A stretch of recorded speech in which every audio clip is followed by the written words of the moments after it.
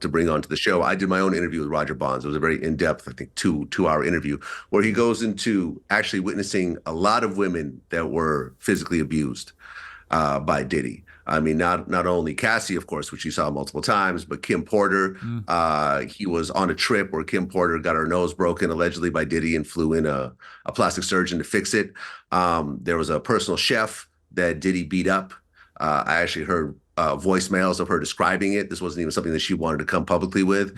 There was other women as well that I got details on. So I think that Diddy has a long history of violence towards women, but also of men, because there's also the Steve Stout incident.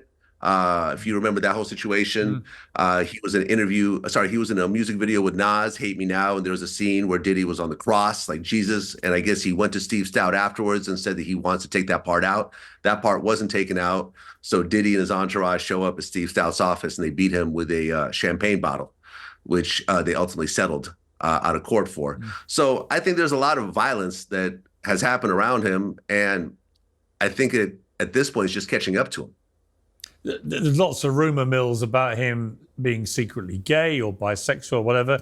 I mean, I don't care, but do you think there's much credence to those?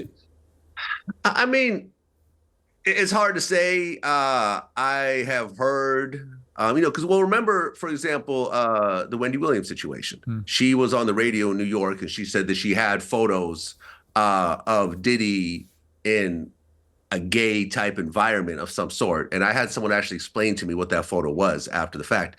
And Diddy came in and threatened to sue the radio station unless she was fired. And she was fired, and she had to go to Philly for, I think, 5 years or something like that.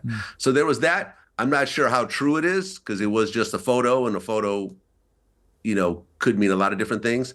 I mean, the fact that he's a cuckold, that he likes to masturbate while watching women that he's with have sex with other men. I don't know. Is that gay? Is that bisexual? Is that just being a cuckold? It's hard to say. It's not something that I'm actually into. But I'm sure it blurs the lines between homosexuality and bisexuality somewhat. But I don't think he's exclusively gay, because he has a lot of children. It's hard to really say, and it ultimately doesn't really matter. And, I've talked about this in my interviews. I think if he came forward and said, hey, I'm a bisexual man, I think a lot of the jokes, like the no Diddy jokes and so forth, will kind of ease down, and people might actually be a little understanding of his situation a little bit.